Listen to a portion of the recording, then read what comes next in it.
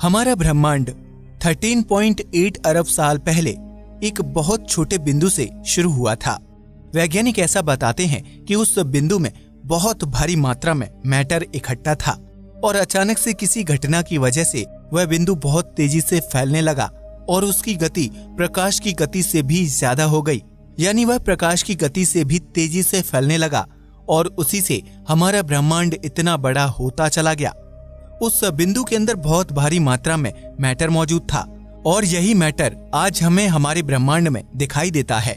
इस ब्रह्मांड की शुरुआत की थ्योरी को कहा जाता है द बिग बैंग थ्योरी और यही एकमात्र ऐसी थ्योरी है जिस पर वैज्ञानिक सबसे ज्यादा विश्वास करते हैं। इसके अभी पुख्ता प्रमाण हमारे पास में हैं जो यह बताते हैं कि ब्रह्मांड कुछ इसी तरह से शुरू हुआ होगा। अब जैसा कि हम जानते हैं कि धर्म, वेदों और विज्ञान में हमेशा ही 36 का आंकड़ा चलता आया है और आज भी ऐसा ही है। वैज्ञानिक यह कहते हैं कि उनके द्वारा बताई गई वैज्ञानिक थ्योरी सही है। वहीं वेद और शास्त्र को मानने वाले लोग यह कहते हैं कि उनके वेदों में जो चीज दी गई है वह सही है।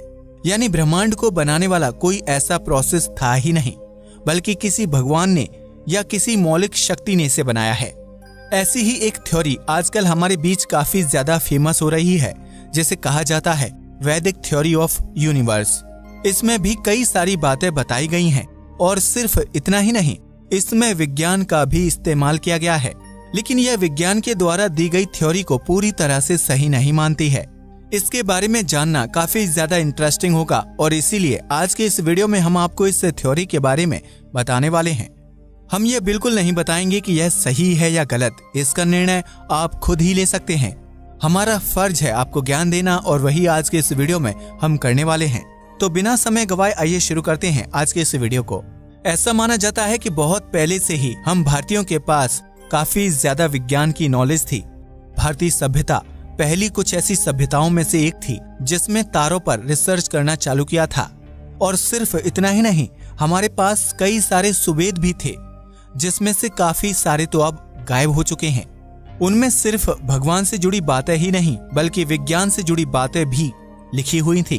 पहले के जमाने के लोग काफी ज्यादा इंटेलिजेंट होते थे और इसीलिए शायद तब सबसे बड़ी बड़ी इन्वेंशन भी हुई थी, जैसे जीरो का इन्वेंशन जो आर्यभट्ट द्वारा किया गया था। बिना जीरो के हम मैथ को समझ ही नहीं सकते हैं और अगर हम मैथ को समझ नहीं पाएंगे तो हमारे ब्रह्मांड को समझना तो बिल्कुल नामुमकिन ही है, क्योंकि मैथमेटिक्स को ब्रह्मांड की भाषा कहा जाता है। अगर आप भौतिकी यानी फिजिक्स को पढ़ते हैं या फिर खगोल शास्त्र यानी एस्ट्रोनॉमी को पढ़ते हैं तो उसमें आपको बहुत भारी मात्रा में मैथमेटिक्स का इस्तेमाल करना पड़ता है, क्योंकि इसी की मदद से हम ब्रह्मांड में मौजूद अलग अलग सिमेट्री को पढ़ सकते हैं और उन्हें समझ सकते हैं। विज्ञान के द्वारा दी गई स्ट्रिंग थ्योरी का इस्तेमाल इस वैदिक रश्मि थ्योरी में बहुत ज्यादा किया जाता है। इस थ्योरी के मुताबिक यही ऐसी चीज है जो एक फंडामेंटल यूनिट है हमारे ब्रह्मांड की।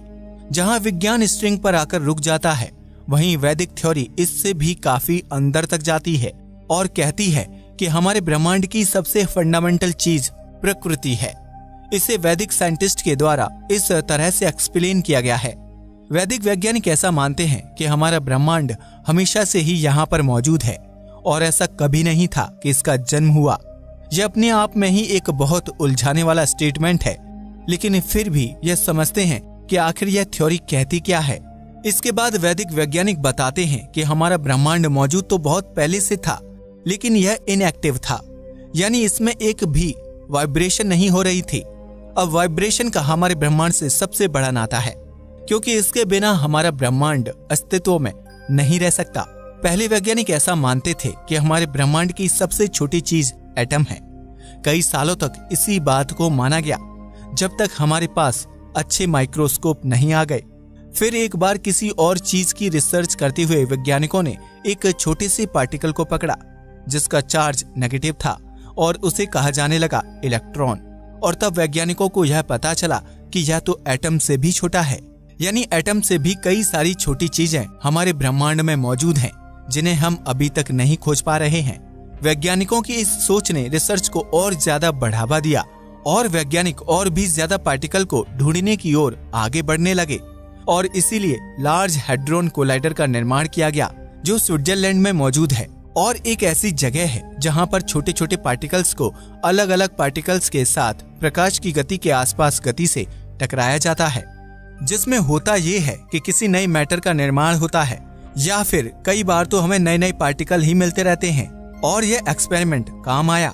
आज भी जितने भी नए पार्टिकल की खोज होती है उनमें से 99% पार्टिकल इसी लार्ज हैड्रॉन कोलाइडर की मदद से ढूंढे जाते हैं। आपको यह भी बता दें कि यह वैज्ञानिकों द्वारा बनाई गई आज तक की सबसे बड़ी मशीन है, जो आज भी बहुत अच्छे से काम कर रही है। इसके बाद वैज्ञानिकों को कई सारे पार्टिकल मिलते रहे, जैसे प्रोटॉन और न्यूट्रॉन। एक समय पर वैज्ञानिक यह मानने लगे थे कि यही हमारे ब्रह्मांड की आखिरी यूनिट है। इनसे छोटे पार्टिकल हमारे समाज में मौजूद नहीं हो सकते और यही एक फंडामेंटल यूनिट को बनाते हैं। बाद में फिर से वैज्ञानिक गलत साबित हुए और उन्हें पता चला कि इससे भी छोटे पार्टिकल ब्रह्मांड में मौजूद हैं, जो प्रोटॉन और न्यूट्रॉन को मिलकर बनाते हैं। इन पार्टिकल का नाम है क्वार्क्स और ये करीब 6 तरह के होते हैं: up, down, charm, strange, top and bottom. इनमें से अप और डाउन पार्टिकल को छोड़कर बाकी सब काफी ज्यादा अनस्टेबल होते हैं और इसीलिए यह आपस में मिलजुल कर नए नए पार्टिकल को बनाते रहते हैं। एक प्रोटॉन जो एटम के अंदर मौजूद होता है और न्यूक्लियस में रहता है, उसके अंदर 2 अप क्वार्क्स और 1 डाउन क्वार्क होता है। वहीं न्यूट्रॉन जो प्रोटॉन के साथ न्यूक्लियस में रहता है, उसके अंदर 2 डाउन क्वार्क्स और 1 अप क्वार्क होता है। अब यहाँ पर भी वैज्ञानिक यह मान चुके थे कि इससे छोटा पार्टिकल मौजूद नहीं हो सकता और अभी तक के लिए हमें इनसे कोई छोटा पार्टिकल मिला भी नहीं है। लेकिन फिर वैज्ञानिक किसी एक सॉलिड पार्टिकल की जगह एक स्ट्रिंग या वाइब्रेशन को ढूंढने लगे, क्योंकि वैज्ञानिकों का मानना था कि यही हमारे ब्रह्मांड की एकमात्र फंडामेंटल यूनिट हो सकती है। इसी के दम पर क्वांटम फिजिक्स में स्ट्रिंग थ्योरी नाम का एक कॉन्सेप्ट है, जिसमें यह बताया जाता है कि हमारे ब्रह्मांड की सबसे छोटी चीज कोई फिजिकल पार्टिकल नहीं है, बल्कि ऐसी ही वाइब्रेटिंग स्ट्रिंग्स है जो अलग अलग फील्ड में मौजूद है। इसका मतलब यह हुआ कि हमारे ब्रह्मांड में कई अलग तरह की फील्ड भी मौजूद हैं और वैज्ञानिकों के मुताबिक इनकी संख्या 16 है। इन 16 फील्ड में से 4 फोर्स की हैं, बाकी बची हुई 12 फील्ड मैटर के पार्टिकल्स की हैं। अब जब इन्हीं फील्ड को एनर्जी मिलती है तो इनमें वाइब्रेशन उत्पन्न होता है और इसी वाइब्रेशन से अलग अलग पार्टिकल का निर्माण होता है, जो बनते और नष्ट होते रहते हैं। मान लीजिए आपने एक फील्ड को एनर्जी दी तो वहाँ पर एक पार्टिकल का जन्म होगा, लेकिन एक समय ऐसा भी आएगा जब वहाँ से वह एनर्जी पूरी तरह से खत्म हो जाएगी और तब उस पार्टिकल का अंत हो जाएगा। खैर, यह तो हुई विज्ञान की बात। आइए अब रश्मि थ्योरी में वापस से चलते हैं। वैदिक रश्मि थ्योरी भी इन्हीं स्ट्रिंग्स पर विश्वास करती है और कहती है कि हमारे ब्रह्मांड में ऐसी ही बेसिक स्ट्रिंग्स मौजूद हैं, जो सबसे छोटी यूनिट तो नहीं है, लेकिन सबसे छोटी मैटर की फंडामेंटल यूनिट्स हैं। यह जब अलग अलग तरीके से वाइब्रेट करती हैं तो अलग अलग चीजों का और अलग अलग पार्टिकल का निर्माण होता है।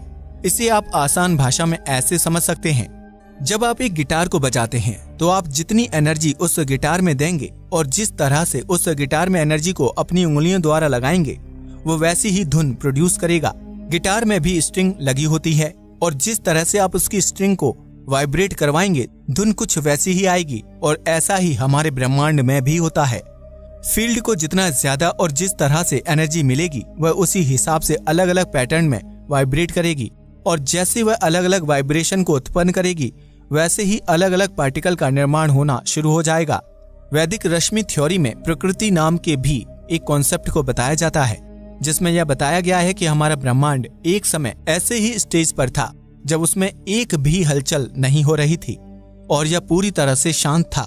इसमें जितनी भी फील्ड मौजूद थी, उनमें जरा सी भी एनर्जी नहीं थी और वह एक भी पार्टिकल को प्रोड्यूस नहीं कर रहे थे और इसीलिए ना ही ब्रह्मांड में रोशनी थी और ना ही टेम्परेचर और ना ही कुछ और था। फिर वेदों के अनुसार यह बताया गया कि जब भगवान की नींद खुली तो हल्का सा वाइब्रेशन हमारे इस फील्ड में उत्पन्न हुआ और उसी से यह वाइब्रेशन धीरे धीरे बढ़ता गया और नए पार्टिकल बनने चालू हो गए। और फिर ऐसे ही हमारे ब्रह्मांड में तापमान का कॉन्सेप्ट आया, फिर लाइट आई और इलेक्ट्रोमैग्नेटिक वेव्स ने भी इस पूरे ब्रह्मांड को भरना चालू कर दिया।